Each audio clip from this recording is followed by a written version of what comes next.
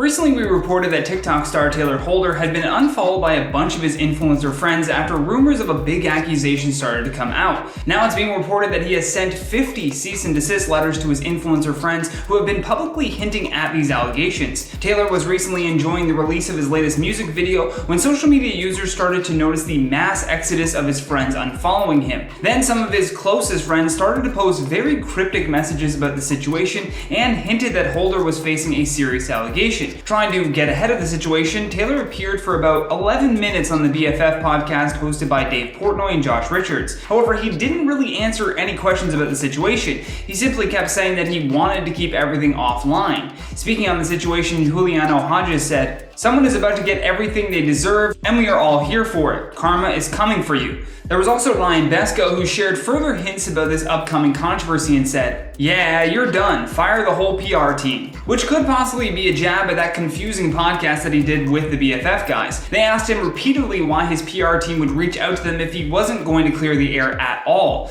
And he didn't really have a good answer for that question either. Another rumor was that this whole controversy was just one big PR stunt. However, Sean Kennedy quickly dismissed those rumors and said that it was something much more serious. He adds, "For everyone asking about the situation at hand, it has nothing to do with a PR stunt. This is a very serious situation, so please, for everyone's privacy, stop messaging me about this topic." During the BFF podcast, Tayler also may have hinted that these cease and desist letters were imminent. In one part, he says that he wishes others would keep things offline so that they could deal with it in a professional and legal way. In response to being asked why everyone unfollowed him, Tayler said, we're all on the internet, man. We see how everything works.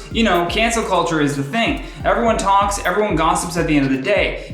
There's a lot of stuff going on offline that should continue to be handled offline. And there's a lot of stuff that's sensitive topics that I don't agree with, and I will continue to handle offline professionally as stuff should be. I think going to the internet about every problem that we ever have is a bit like, it could be handled very differently, Man, he says a lot. He tried very hard to be as vague as possible with what was happening, but in another part of the podcast, there was another hint that he could be getting accused of SA. Being careful with his words, Holder goes on to say, "There's a lot of assumption. There's a lot of gossip. It's all everyone's opinion. It's all he said, she said stuff, But at the end of the day, there's always a truth to everything, and like I said, we have, I have great people around me, and we're going to continue to handle that offline." And as we found out through Keemstar and Drama Alert, he did in fact start to handle it offline. Keemstar was one of the first people to get their hands on a cease and desist letter that was sent out. Also, according to the Hollywood Fix, some of the influencers started to actually sell the letter to the paparazzi for $500 a piece. In the first part of the alleged letter, it says, "This firm represents Tayler Holder. Please direct all future communications concerning this matter to my attention.